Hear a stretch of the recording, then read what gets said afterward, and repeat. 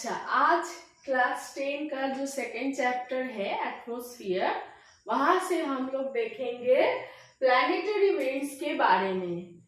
और दो विंड्स है, वो क्या है? Periodical winds, local winds. इसके बारे में हम लोग दूसरा वीडियो में डिस्कस किया है, तुम लोग एक बार देख लोगे। तो प्लैनेटरी विंड्स क्या है? इसको प्राइमरी विंड्स कहते हैं, पीरियोडिकल विंड्स को सेकेंडरी विंड्स कहते हैं और लोकल विंड्स को टर्शियरी विंड्स कहते हैं। प्लैनेटरी विंड्स कितने प्रकार का होता है? 3 प्रकार का होता है। पूर्वीय या व्यापारिक हवाएं, पछुआ हवाएं, ध्रुवीय हवाएं।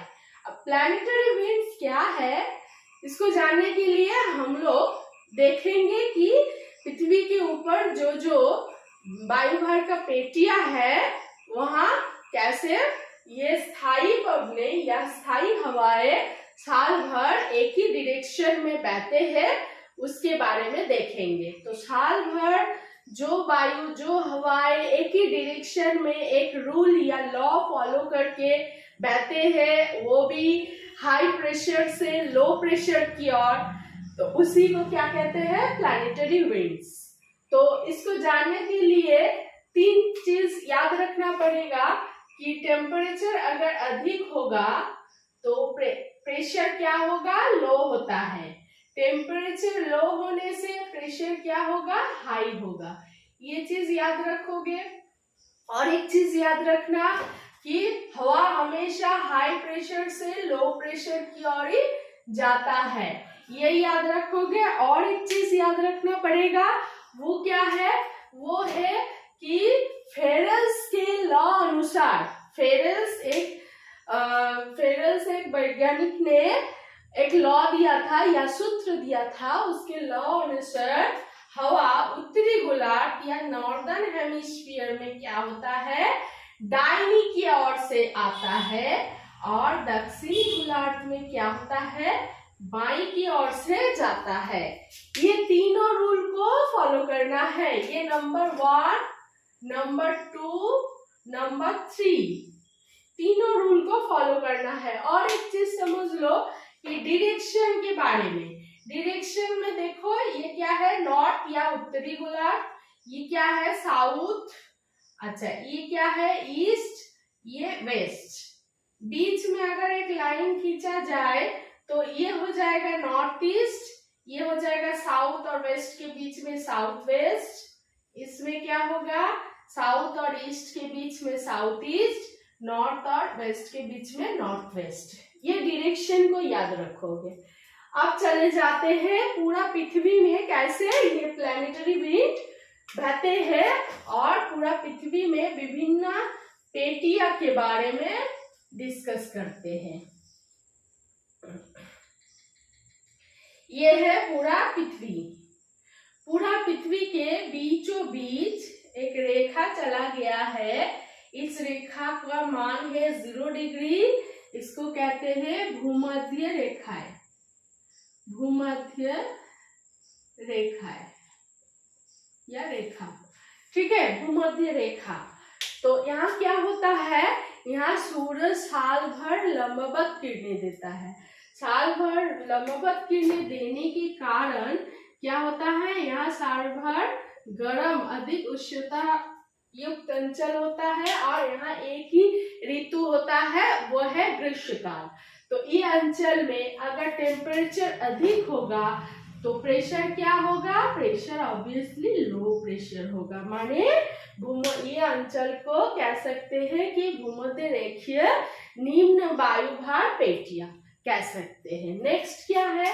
ऊपर जाते हैं। ऊपर में जो अंचल है, मान लो ये 23.5 डिग्री उत्तर है, और नीचे में जो रेखा है ये है 23.5 डिग्री दक्षिण।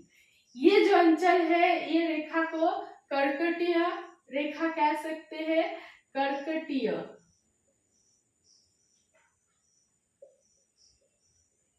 और यहाँ मकड़ीय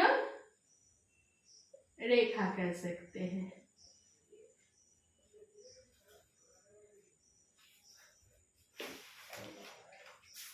ये रेखा थोड़ा टेढ़ा हो गया है, ठीक कर लेते हैं ए रेखा को।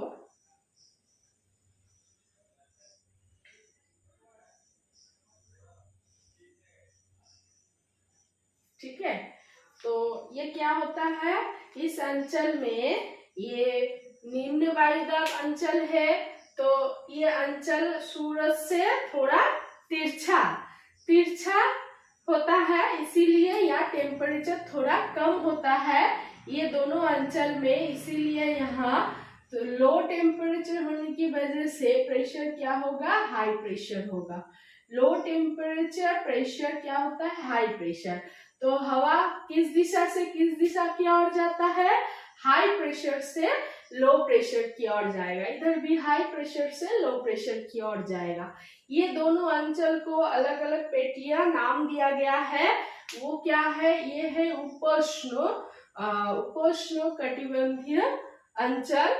और यहाँ एक रेखा होता है, मान लो ये 66.5 डिग्री उत्तर, ये होगा 66.5 डिग्री दक्षिण। ये जो रेखा है ये उपध्रुवीय रेखा, उपध्रुवीय अंचल है।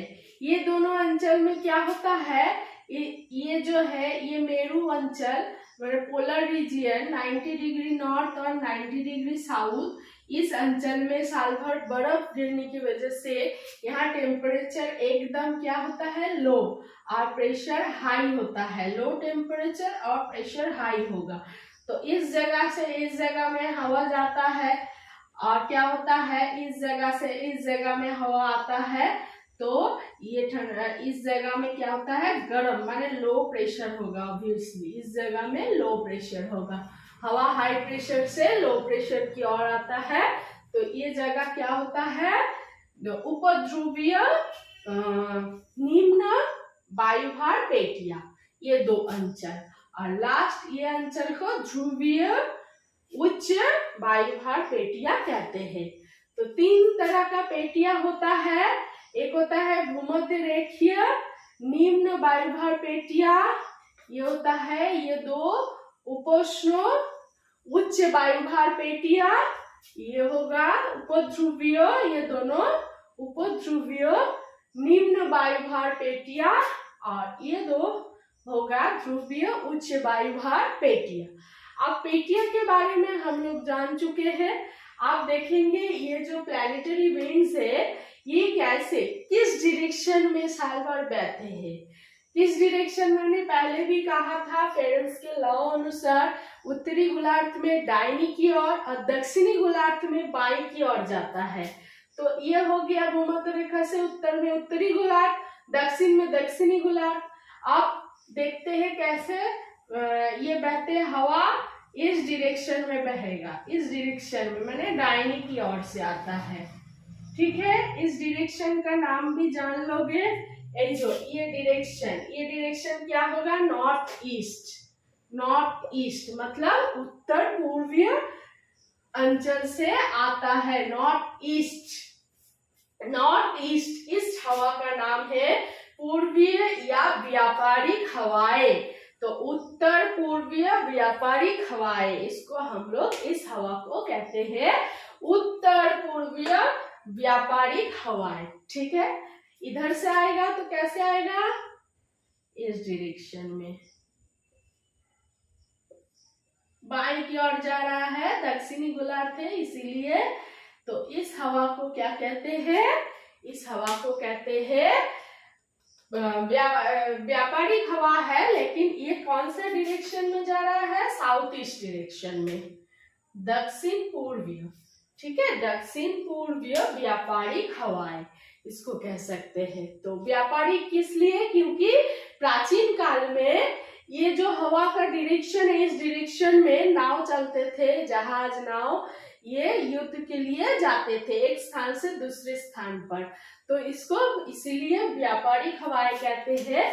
और ये बीच में जो रेखा जो अंचल है, यहाँ का हवा शांत रहता है, यहाँ का हवा क्या होता है, शांत रहता है, इसीलिए इस अंचल को ITCZ या इंटर ट्रॉपिकल कन्वर्जेंस जोन कहते हैं। यहाँ अधिक हवा तो गर्म होता है लेकिन शांत रहता है, इसीलिए इसको ITCZ कहते हैं, या डोलड्रम भी कह सकते हैं, या शांत वलय भी कह सकते हैं। डोलड्रम, शांत वलय, ITCZ तीनों नाम से ये कहा जाता है। इस अंचल में क्या होता है, जब नाविकों ने नाव या जहाज लेके वाणिज्य पर जाता था या युद्ध के लिए जाता था, तो फर्स्ट ये डायरेक्शन में जाने से क्या होता था, जहाज जल्दी चला जाता है।